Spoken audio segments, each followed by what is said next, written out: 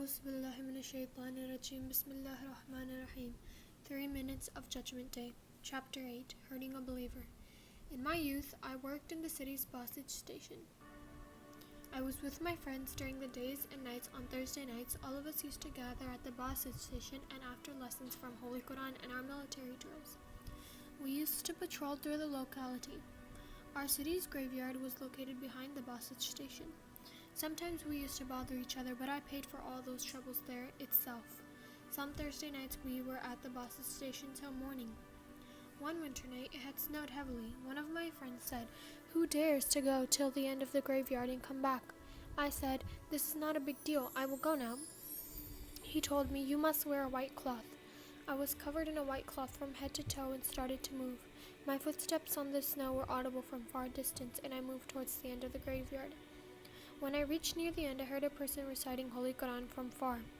An old cleric, who was also a Sayyid, used to recite Holy Quran and perform tahajjud inside a grave at the end of the graveyard every Thursday night till dawn. I understood that my friends wanted me to bother this old man. I wanted to return, but thought if I return now, my friends will accuse me of being scared. For this reason, I went till the end of the graveyard. As the sound of my footsteps were getting closer, sound of Sayyid's recitation was getting louder. I understood from his tone that he got scared, but I continued my way until I reached above the grave in which he was praying. He shouted at the moment he saw me and got very scared. I was scared too and I ran away. Old Sayyid followed my footsteps and came after me. He was very angry when he entered the station.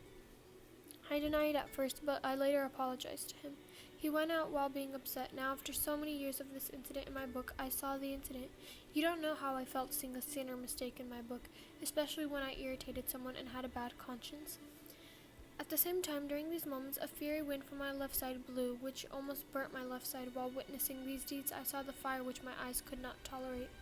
At that moment, I saw that the old Sayyid who had died some years ago came from away and stood next to the young man behind the desk. Sayyid said to the young man, "I will not forgive this man. He bothered and scared me."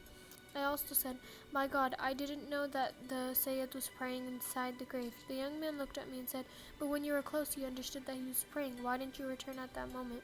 I was speechless. Finally, after my pleadings, when the 2 years' blessings from my prayers were taken and added to Sayyid's book, he got convinced. 2 years of prayers which mostly were offered in group. I gave up 2 years of prayers because of hurting a believer.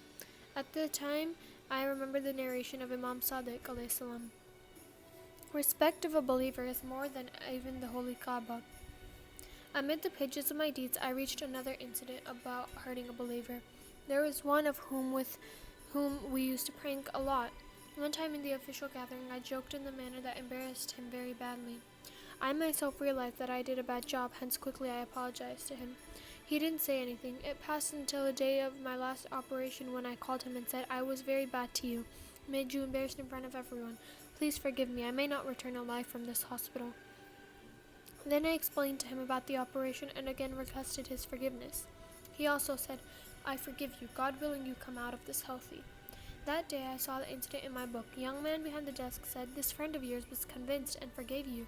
Only last night, if you hadn't taken his consent, you had to give all your good deeds in order to get his consent. Do you think insulting a believer is a joke?" Later on, I saw an impressive narration from the Holy Prophet ﷺ. One day the Prophet ﷺ looked at the Kaaba and said, "O Kaaba, how fortunate are you! God has made you great and respectful. I swear to God, respect of a believer is more than you, as God forbade only one thing from you, but from a believer 3 things were forbidden to be taken away: wealth, life, and respect, so that no one doubts him in a bad way." On to chapter 9.